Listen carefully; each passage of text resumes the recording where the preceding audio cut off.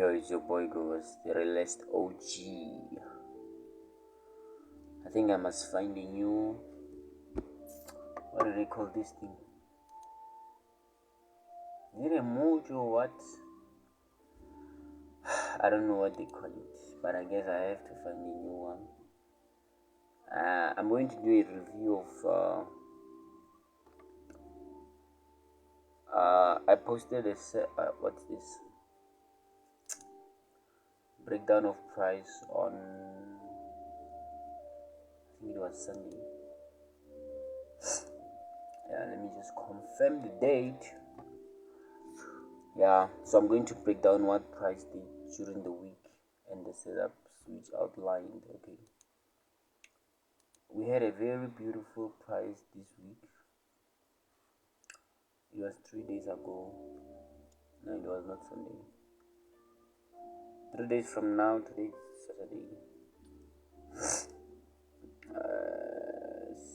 Yesterday was.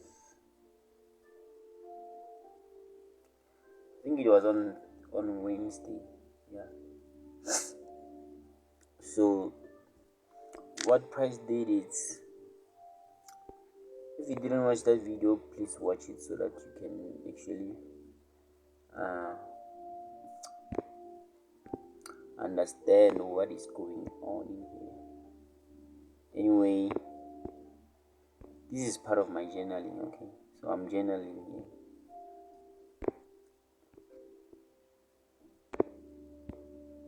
I'm journaling. I was watching it how the price. I actually took a loss initially, but we were able to recover those ones during the week.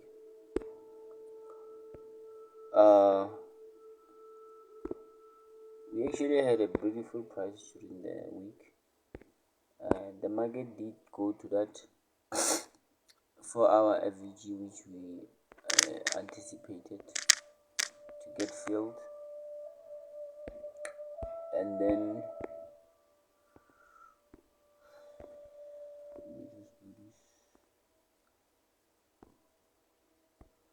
let me just add the separators. Okay,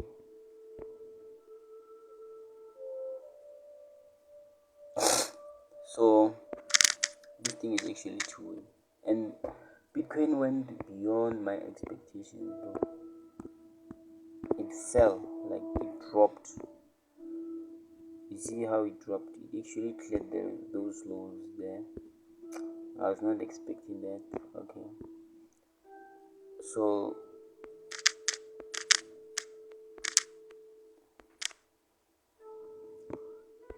what happened during this week?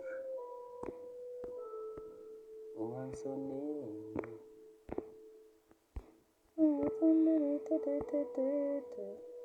We are for 6.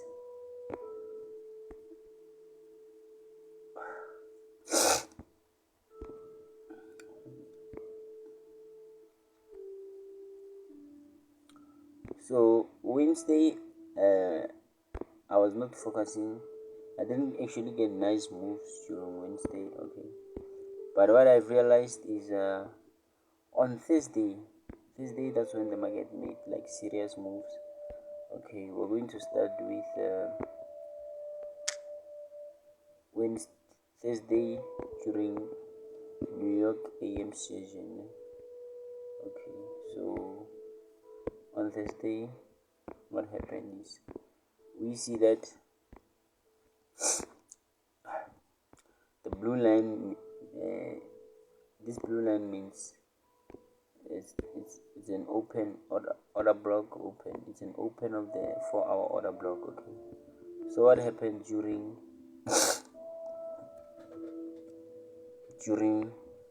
New York session? We see that we formed an Asian high here, an Asian low. London didn't move much, okay, but it cleared out.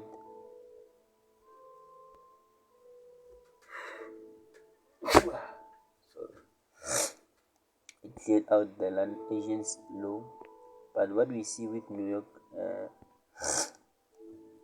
AM session is we went all up to take out what Asian high. At the same time, we were retesting that London, that for our open. Okay, so how do I remove this magnet? This magnet is annoying. I hope it's going to work. It's off now. Let's see. I don't know if it's off or on, but anyway, let me continue. We tapped into that for our order block open, and then if you check the price since London, the market has been respecting the bullish red candles, the bullish order blocks up until here. Immediately we cleared Asian high, the market started no longer making higher highs, but it broke structure here. If you can check, there was a break of structure here, but there was no speed. These candles, they're just small, and we had a gap here. After we retested this gap here, we went up, okay, and then we had speed plus momentum there. That's where speed and momentum started to get into place. Okay, so it's not off.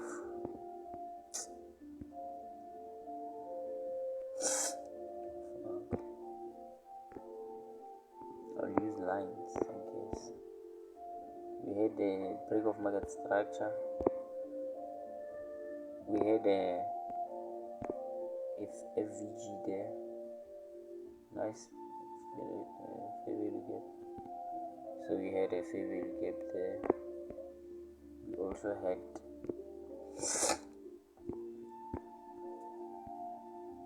so this was actually a beautiful entry, and then we had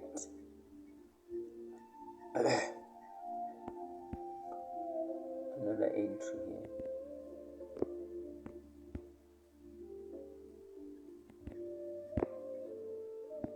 And then the last one here on a 5 minute, if you can check, we had a very beautiful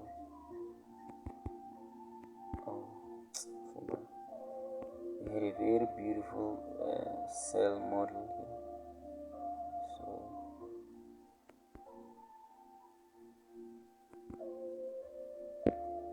you can see how the market was providing us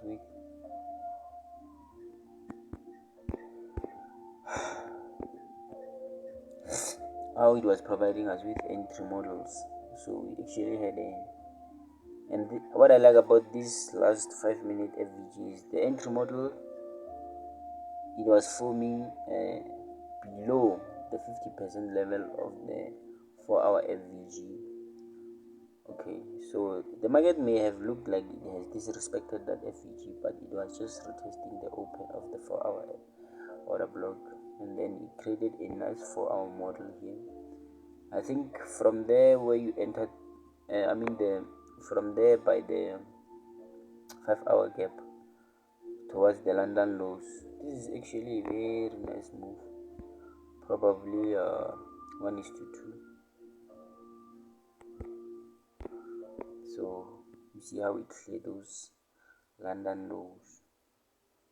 Beautiful. Okay, and then also on Friday created a very nice move. Okay, let me just clear everything here.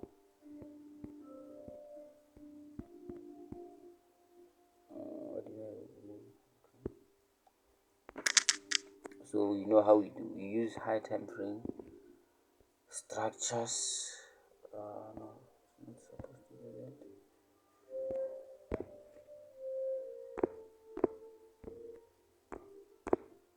Clean markets. We had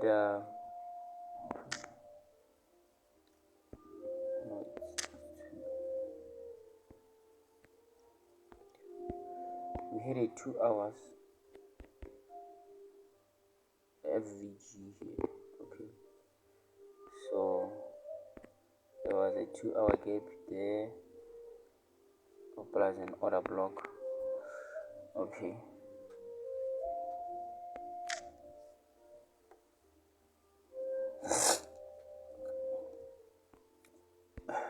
so plus liquidity above that. Okay, let's go to smaller time frame. Let's now introduce our kill zones to actually make more sense. All right, so you see how the market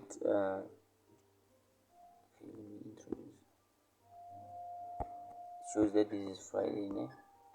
So we consolidated during Asian session, and then session also consolidated, but we started by what? By sweeping the liquidity of the Asian session. So we took out the Asian low during London, so it was manipulation, and then we went to London high and Asian high,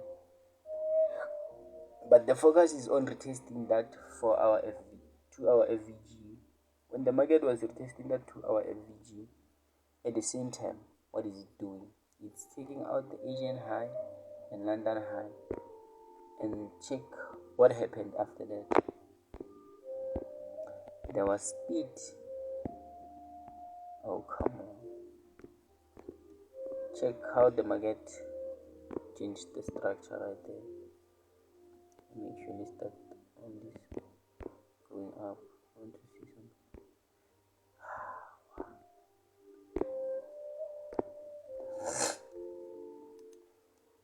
Let me use my PC. Highlight that gap. Ngizobangqongqozela bonke baphahlele bonke bahlabele bonke izithembiso. There's network delay. I don't think it's going to show up now. It's there. Okay, I want to speak about some concept which I talked about I think on the last video. Okay, so this was actually a beautiful signature that we are changing direction. You see that favorite gap which I just highlighted now. Okay,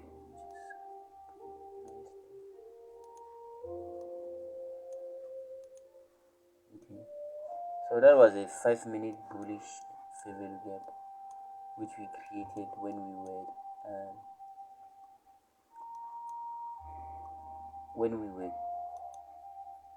sweeping the liquidity there.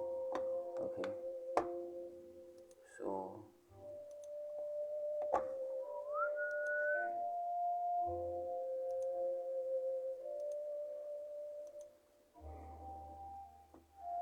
we can see how price so the lowest sell side liquidity is the low of the it is the low that the market made when it was creating when it was going to retest that 4-hour 2-hour FVG.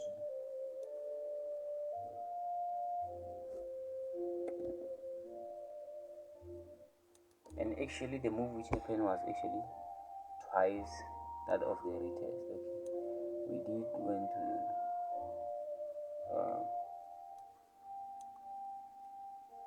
standard deviation, and beyond that, like beyond that. But yeah, I will go into that later. What I'm trying to show here is after clearing the buy side Asian high and London high, we disrespected a bullish PDRA, which is the 5-minute favorite gap, and then we created a new 5-minute bearish fair value gap. The market went and retested both fair value gaps at the same time. It rejected the 50% of the bearish fair value gap. Okay, and then the market started dropping. It provided entry models as it was going down. The next entry model which was provided was this fair value gap here. Okay, so we did have an entry model again there, and this was all happening during New York session. Okay, so this was actually a beautiful, the best. I think this was the best move of the week. So guys, yeah, we see how price actually did go as we anticipated. This was actually beautiful. I love this. Okay, we'll see how this new week delivers. What we see is that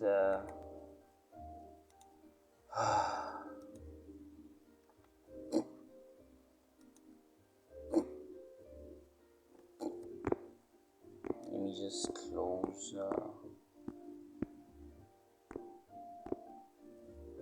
What we see is that this new week, what happened last week?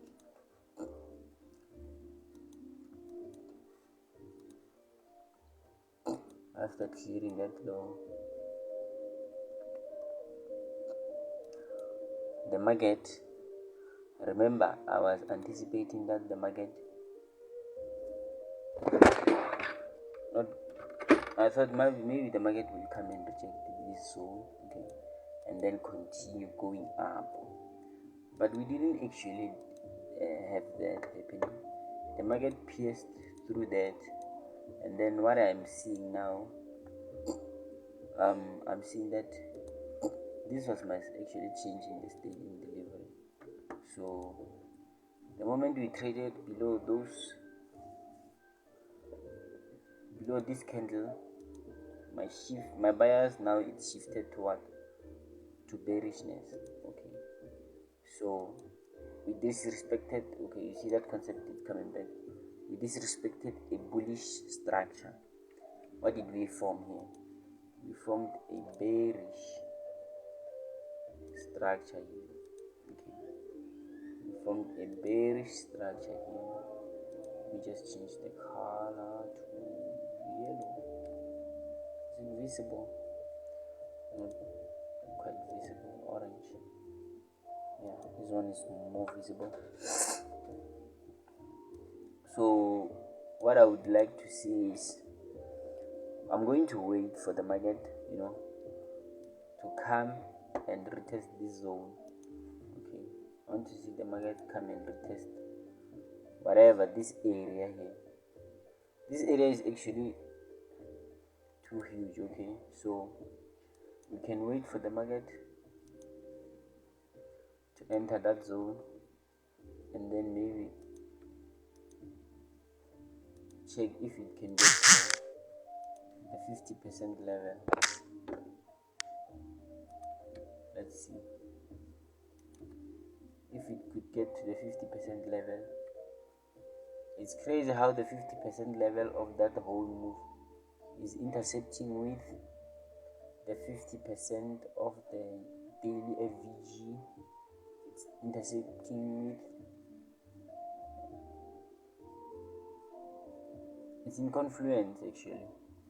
Not sure about the term intercept.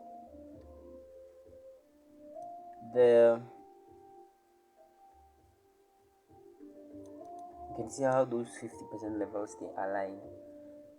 The 50% of the 1 day fair value gap which was disrespected, and the 50% of the this newly created bearish fair value gap. Okay, so we're going to watch how the market reacts when it enters this zone, the zone which I highlighted, the new 50. no daily FVG. Actually, this one is no longer an FVG to me. It's an inverse FVG.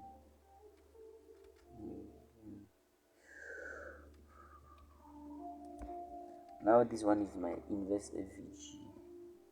So let's see how the market reacts inside this zone. Okay, let's see if we get something like that on a maybe smaller time frame. Okay, we'll just monitor how price react in that zone. Okay, and then if we reject that zone, my focus will be on this sell side liquidities. The one which I just highlighted, that's the lowest. I mean, that is the most. I'm looking for a certain time. What's that time? That's the lowest hanging fruit. Okay, it is just next to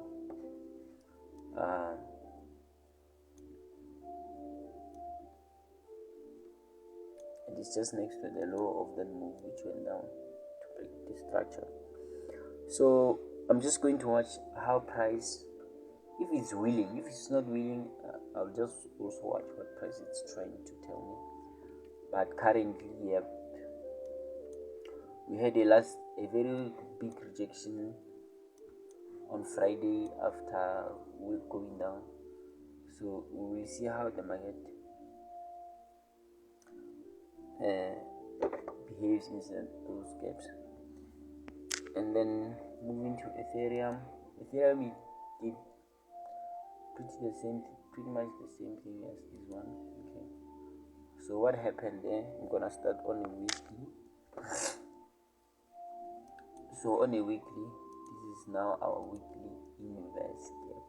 Okay, this is weekly inverse group. So this is my weekly inverse gap now. What I'm seeing there now is that we disrespected that weekly FVG. Now it becomes our inverse gap.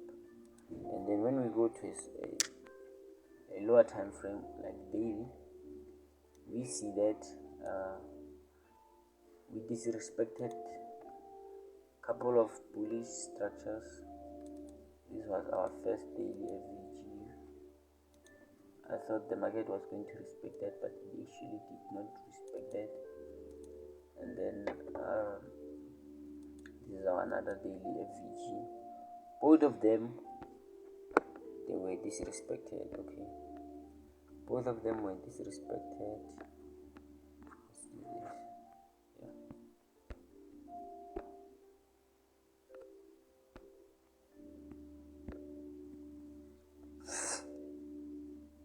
Both of them were disrespected, and the market expanded down.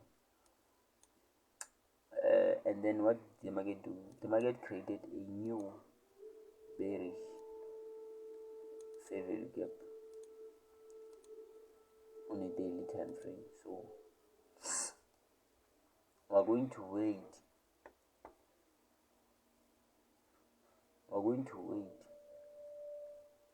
And see how the market reacts when it retests that zone. Okay, so I would like to see how the market behaves inside that daily FVG. Personally, I would like it not to clear the sell side liquidity before it retests that area. I want to see the sell side liquidity staying intact, and then watch how the market moves inside that daily FVG and also the weekly inverse, and how it reacts inside those. So basically, you know what we're looking for. We're looking for some sort of like liquidity shape, and then we disrespect what maybe bullish structures on 1 hour, not on 1 hour or 4 hours or 2 hours or 3 hours, but not anything below that. So I would like to see something like this happening on a smaller time frame, like 4 hours, 3 hours. Yeah, if we can get something like this happening, I would shift my bias to bearishness, and then look if the market is willing to attack that sell side liquidity which was denoted there. The sell side liquidity is actually the high. It's actually the high of a monthly FVG there. Okay, so if you see, we have this monthly gap. Okay, we have this monthly gap. There is a monthly imbalance there. We would like to see, obviously I can see that the market now is descending into that gap to rebalance it. Okay, so we would like to see how the market also behaves inside this monthly gap. We're actually moving towards the end of the year, so we'd like to see the market maybe do something like this on a smaller time frame, and then maybe finding its way to the top. But we can just displace through that gap and not respect it, and we shall wait. What's ours is to wait, to be patient and see how the market behaves inside those zones. So on this upcoming week, we are bearish. We'd like to see how the market behaves inside that newly created daily fair value gap and 1 hour inverse fair value gap. So that's what I have for you guys for today. I hope this is helpful,